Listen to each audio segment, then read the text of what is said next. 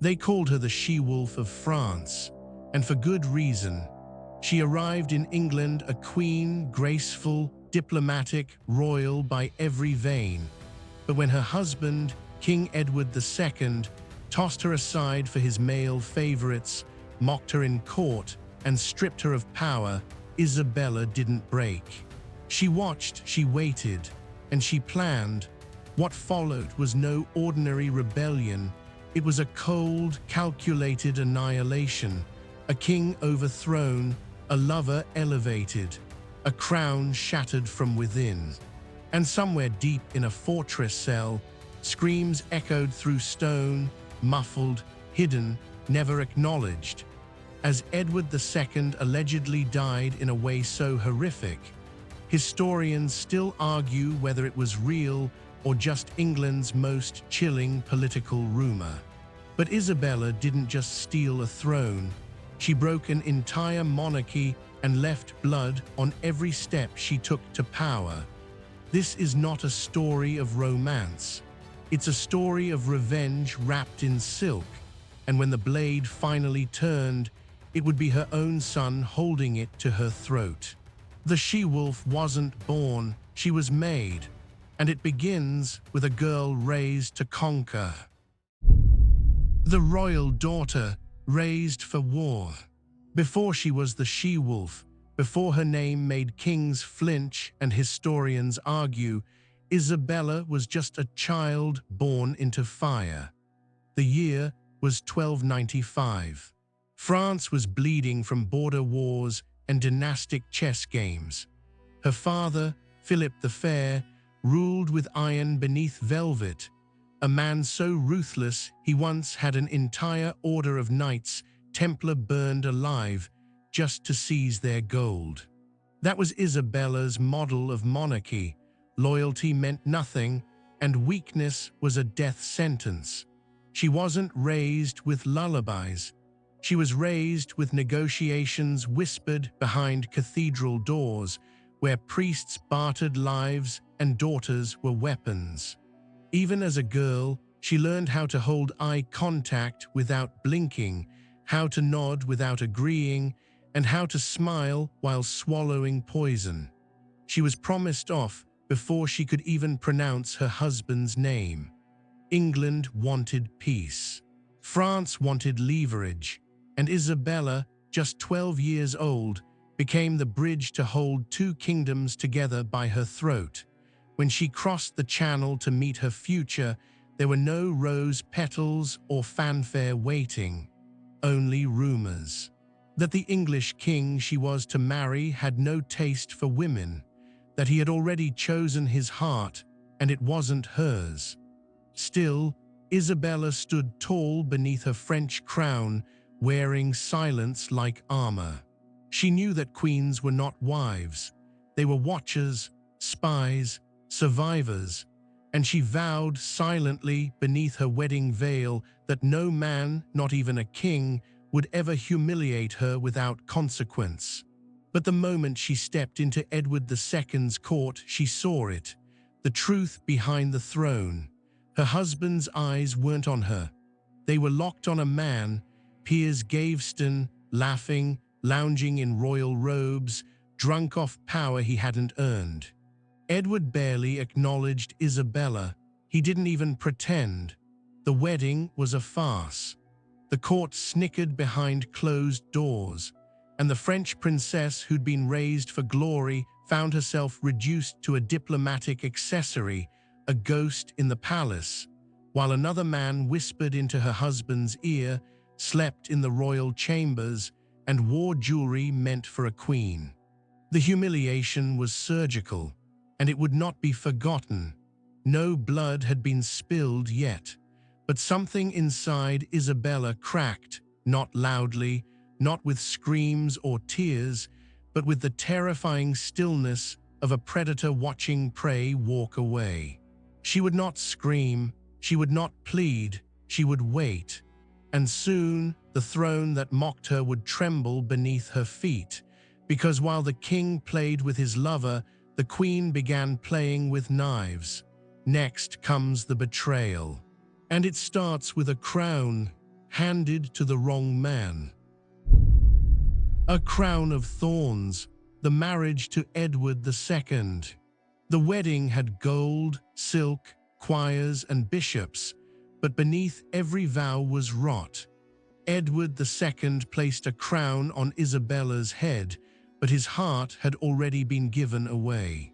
Not to a mistress, not to another queen, but to Piers Gaveston, a low-born Gascon knight with a mouth full of insults and hands that reached too easily for power. He wasn't just Edward's favorite, he was his obsession.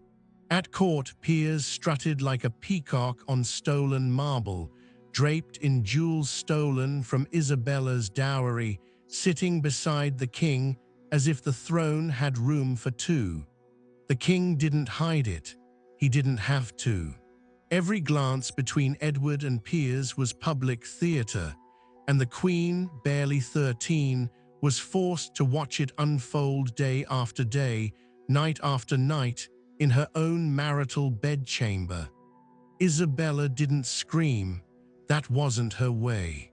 But every time Edward passed over her to gift another honor to Gaveston, a title, a palace, a seal of state, he wasn't just insulting her.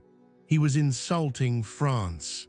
He was insulting her father, the Pope, the nobility, and every rule that kept the fabric of monarchy stitched together. And Isabella understood the danger. A woman forgotten is pitiful, but a queen humiliated is lethal. Still, she bided her time. She kissed her husband when necessary. She posed for tapestries. She birthed a son, Edward of Windsor, an heir who would one day become a weapon. Meanwhile, the court rotted from the inside. Nobles despised Gaveston. He mocked them openly, called them worthless cowards, mimicked their accents, laughed at their titles. Civil war brewed in whispers, and then snap, the barons acted. Gaveston was captured, exiled, brought back by Edward, and finally seized again. This time they didn't bother with trials. They dragged him to a hill and rammed a sword through his chest. The king howled with grief. He crumbled. But Isabella, she didn't flinch, because she had learned something crucial. When men tear each other apart, a clever woman can slip through the wreckage and build a new throne. But Edward didn't learn. He replaced Gaveston with Hugh Despenser, a man even crueler, colder, and somehow more hated. This new lover was no jester. He was a butcher in velvet. He extorted nobles, executed rivals, and made Isabella's life a cage. She was watched, her children kept from her, her titles stripped. This was no longer humiliation. It was war. And the queen, once a girl sent as a peace offering, was now a prisoner in her own kingdom, burning with revenge behind every ceremonial smile. She had endured enough. The betrayal was no longer private. The crown she wore was now a crown of thorns, bleeding into her scalp with every forced curtsy and false blessing. And in the shadows, her heart began to darken, not with sadness, but with calculation. If power would not be given, then it would be taken. Blood, steel, and treason would be her new allies, because next, she would meet the man who would help her tear England apart, and his name was Roger Mortimer. Betrayed, humiliated, forgotten. The walls of royal chambers can whisper louder than screams, and for Isabella, every stone in Edward's palace was screaming betrayal. Hugh Despenser had become more than a royal favorite. He was a parasite, a tyrant in court robes, a man who twisted the king's will until it snapped like bone beneath a boot. Under his influence, Edward became cruel, paranoid, vengeful. Nobles were executed without trial. Lands were seized, families were erased, and Isabella, the Queen of England, was cut out of power like a tumor. Her jewels were taken, her dower lands stripped, her household dismissed. They even took her children, isolating her from her own son, the future Edward III. She was still crowned, still smiled for ceremonies, but inside she was rotting alive, slowly, silently, like a queen buried upright and left to suffocate under the weight of her title. And then came the final humiliation. In 1324, war flared again between France and England. Philip VI, Isabella's brother, demanded peace talks. Edward refused. But he needed someone to speak with the French crown. Who better than the Queen, born of France herself? It was the perfect political gesture. So Edward sent her, but not as an envoy, not as a queen. He sent her like a pawn, hoping to exile her politely. But Isabella knew what it was. It was banishment in velvet. She boarded that ship with dead eyes and a frozen smile. But when her feet touched French soil, something changed. Far from Despenser's spies, Isabella began to breathe again. And in that breath came vengeance. She met with her brother, with disaffected English nobles in exile, with merchants, mercenaries, priests who whispered about rebellion. She began forging alliances not with diplomacy, but with seduction, coin, and grief weaponized into strategy.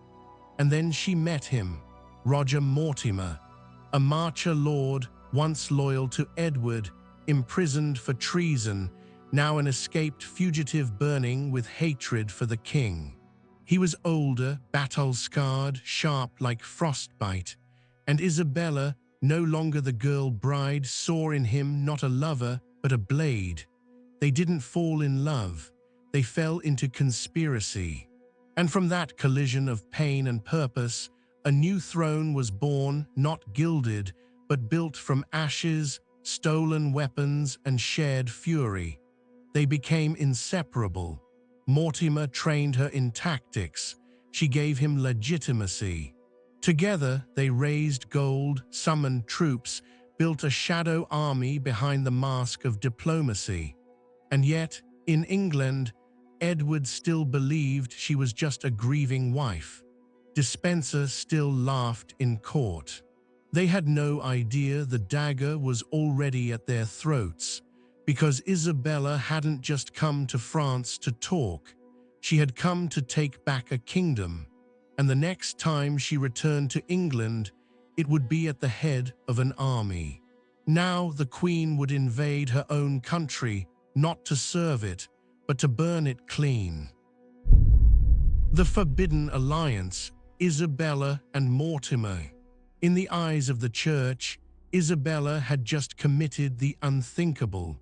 A Queen of England taking a lover, a mother aligning with traitors, a daughter of France preparing to spill English blood. But Isabella didn't flinch. She wasn't acting out of lust. This wasn't romance. It was war dressed in intimacy, a strategic affair soaked in danger, not roses. Roger Mortimer didn't whisper love poems in her ear. He whispered troop movements, weak links in Edward's rule, names of barons ready to flip if the crown trembled just once. Their bond wasn't born of passion. It was born of mutual hatred, one for a king who betrayed her, the other for a monarch who tried to bury him alive. Together, they became something England had never seen before, a royal executioner with a woman's face. The preparations were quiet but relentless. Isabella used her French bloodline to rally funds from her homeland. She disguised her army as an escort for her son, Edward of Windsor, whom she had summoned to France under the pretense of diplomatic grooming. But behind the formalities, the Queen was assembling an invasion force, men hardened by exile, noble houses hungry for vengeance, swords sharpened not for glory, but for punishment. While Edward II and Hugh Despencer indulged in tyranny, laughing from their thrones, Isabella was crafting a storm in silence. And then came the most terrifying moment of all. She moved. In September of 1326, Isabella and Mortimer landed on English soil, not with tens of thousands, but with a few hundred men. It didn't matter, because England didn't want Edward anymore. The nobles had grown sick of Despencer's cruelty, of Edward's favoritism, of watching friends vanish into dungeons or swing from gibbets. So when Isabella arrived, something horrifying happened. The country bent to her.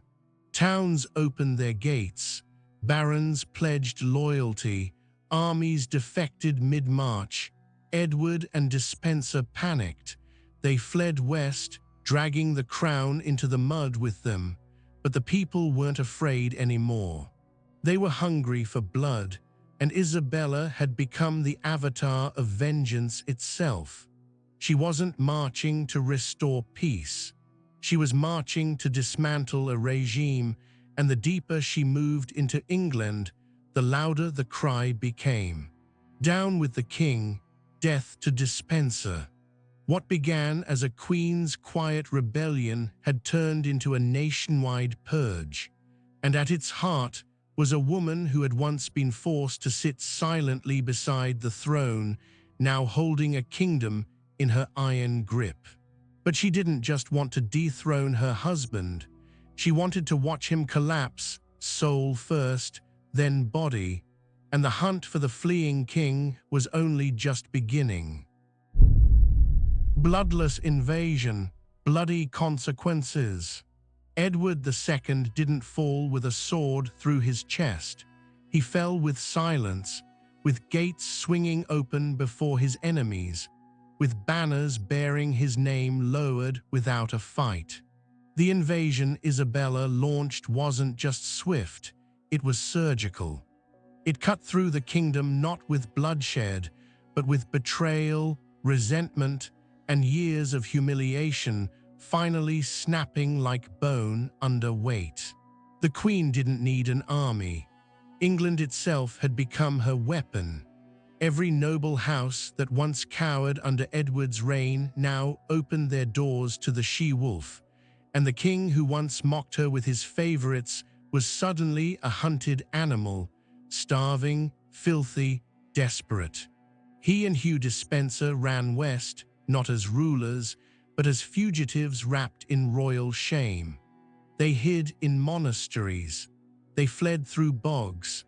At one point, Edward reportedly disguised himself as a commoner, cloaking royal insignia under a peasant's rags, hoping no one would recognize the trembling man behind the crown. But England had turned cold, and Isabella, no longer silent, chased him with precision. This was no longer political, it was personal. Despencer was the first to fall. Captured near Neath, he was dragged in chains before Isabella. She didn't blink. The nobles demanded justice, and she gave it. A show trial, a sentence, and then horror. Despencer was tied to 4 horses and dragged through the streets. His body was hung, cut down while still breathing, and then, in front of a seething crowd, his genitals were hacked off and burned before his eyes. His entrails were pulled out slowly, inch by inch, and finally, his heart torn out and cast into flames. Then his body was quartered, the pieces nailed across the kingdom as a warning. This is what happens to men who betray their country and a queen. Isabella watched. Some say she smiled. Others say she turned away. But either way, she did not stop it, because this was not just retribution. It was purification. The rot had to be excised, and Despencer had been the filth clinging closest to her husband's soul. And then, finally, they caught the king. Edward was taken without a fight. dirty, disheveled, broken. The same man who once bathed in gold and arrogance now stared at his captors like a frightened ghost. No royal robes, no crown. Just a man, a pathetic, deposed man, with a death sentence written across his silence. Isabella did not meet him in person. She didn't need to. The throne had already been stripped, the royal seals torn from his grasp. Parliament convened, and in January of 1327, Edward II, King of England, husband of the she-wolf, was officially forced to abdicate in favor of his son. Isabella now ruled England in the name of Edward III, but make no mistake, the power was hers, the vengeance was hers, and the final judgment would be hers too, because Edward wasn't dead yet. And for Isabella, a dethroned king wasn't enough. She wanted silence. She wanted erasure.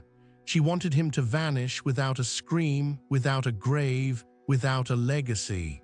And what happened next became one of the darkest execution rumors in royal history. King no more, the imprisonment of Edward II.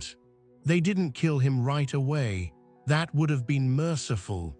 No, Edward II, stripped of his crown, was sentenced to something far worse: disappearance. He was taken in secret to Berkeley Castle, a fortress wrapped in fog, built with stone that absorbed screams. No trial, no execution decree, just a silent transfer, like a corpse that hadn't yet stopped breathing. There, deep within a damp cell carved into the rock, the former King of England waited. For what, he didn't know, but the walls did. Berkeley wasn't a prison. It was a slow-kill chamber designed not for justice, but for erasure. They broke him methodically. Food was rationed to rot. His bedding was soaked with mold. No light, no priests, no conversation. Just guards instructed to keep him alive until the moment came. And the Queen, who had once walked beside him at court, now ruled over the very silence that consumed him. Mortimer sent men to check on him, not to comfort, to confirm, is he cracking yet? Has he begged? Has he screamed? And Edward did scream, according to some whispers. Not from torture, not yet, but from the weight of knowing no one was coming, that his name would vanish from the line of kings, that his legacy had been replaced by his son, that the woman he once ignored, mocked, used, dismissed, was now the architect of his oblivion. That was the first execution, psychological, but rumors began to leak.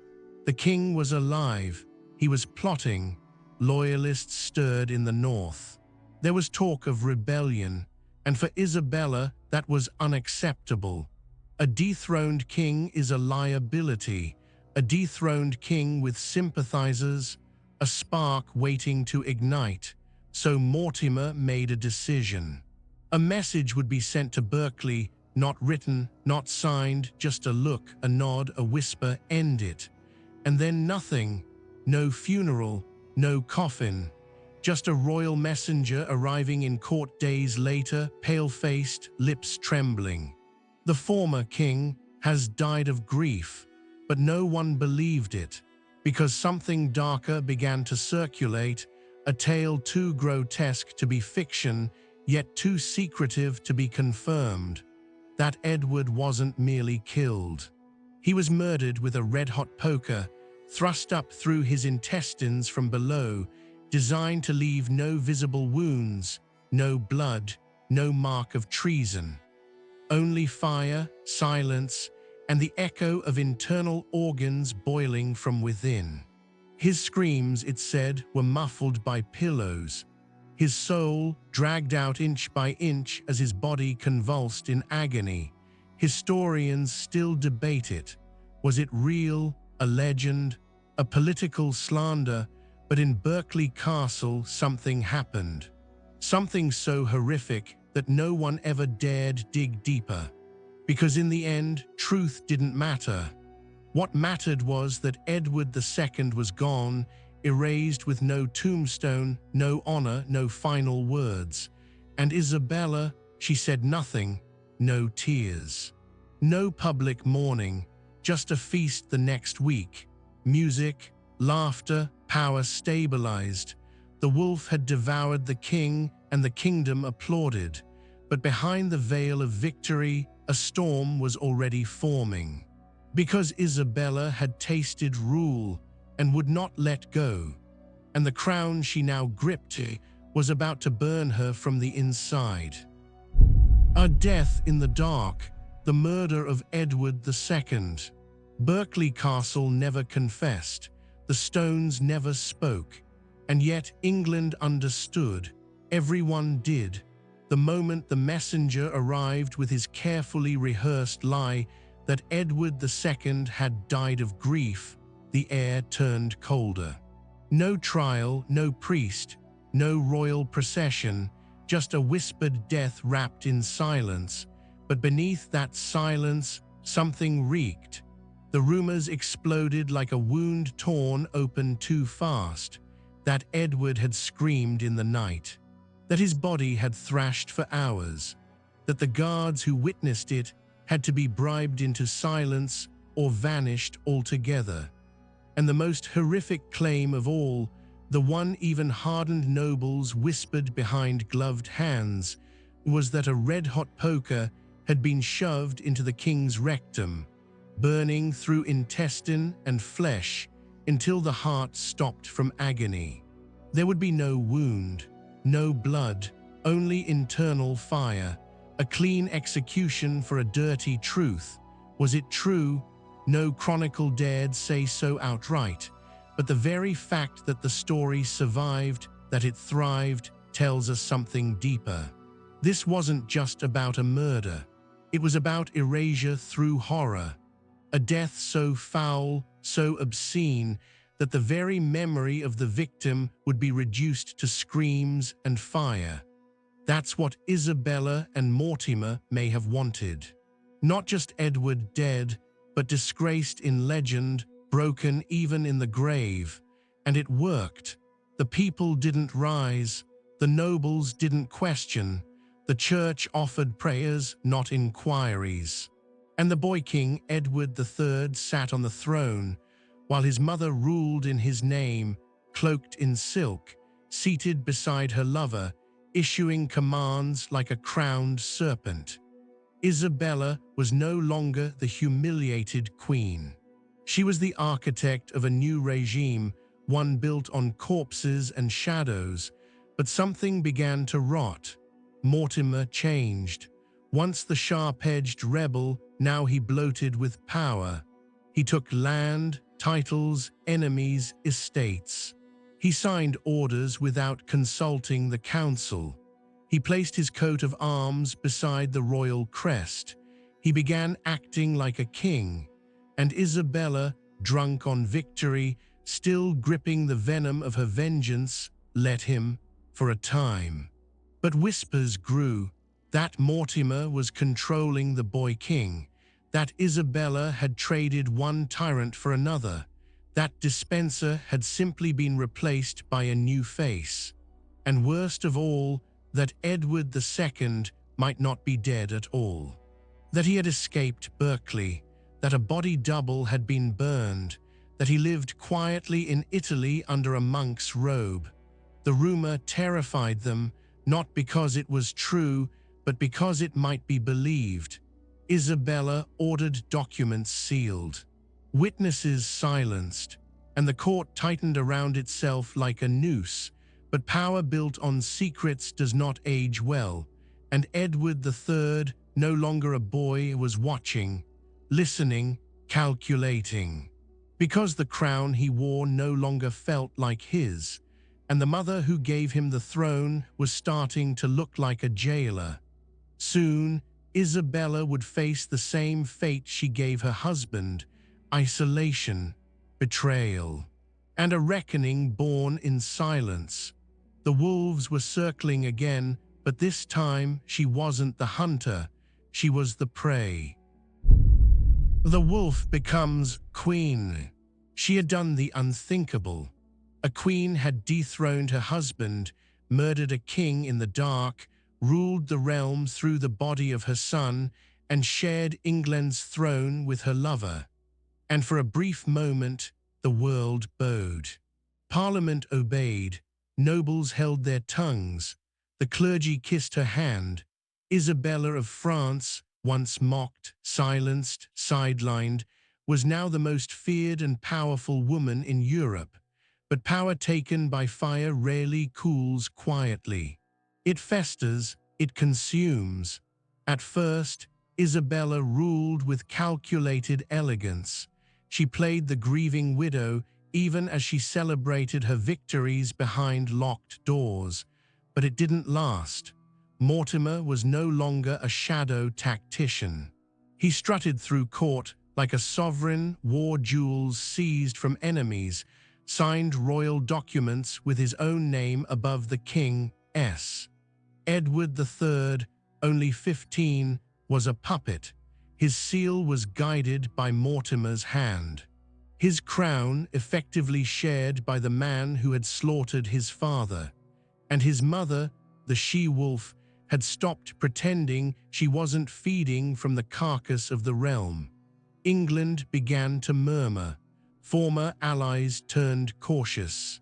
Barons whispered of Mortimer's unchecked greed, of Isabella's arrogance, of executions ordered without trial, lands seized without cause. But no one dared move, not yet. Because the memory of Despenser's fate still hung in the air like the smell of burnt flesh, and because Mortimer had eyes everywhere. But Edward, the real king, was learning, quietly, patiently. Every overstep by Mortimer was a lesson. Every slight against him, a wound he catalogued. He attended councils. He rode with knights. He dined with barons and remembered which ones winced when Mortimer entered the room. And when Isabella spoke of loyalty, Edward watched who looked away. And then came the moment Mortimer made his fatal mistake. In 1330, Mortimer, high on power, declared that any attempt to remove him from office would be treason punishable by death. He was no longer hiding, he was ruling, and Edward, now 17, no longer bowed. In the shadows of Nottingham Castle, the boy king made his move. It was not a rebellion, it was a surgical coup. One night, under cloak and silence, Edward led a hand-picked group of knights through the castle's tunnels. They stormed Mortimer's chambers, seized him mid-sentence, dragged him out before he could scream for help. Isabella, woken by the noise, reportedly begged her son for mercy, but Edward didn't flinch. He had inherited her coldness, her silence, her talent for timing. Mortimer was tried before Parliament. There were no loopholes. No allies left. He was hanged naked like a thief and left to rot in public. The man who had ruled through shadows died in the full glare of sunlight, and Isabella, she was not executed. That would have been too merciful. Instead, Edward did something crueler. He took everything she had except her life. She was stripped of titles, her lands confiscated, her court dissolved. No more council, no more velvet, no more throne. The queen who had toppled a king now stood alone, and the silence she had once used as a weapon came back to swallow her whole. But her punishment wasn't over, because the next chapter of her life would not be written in royal decrees, but in lonely corridors, locked doors, and the echo of a son's vengeance stretching across decades.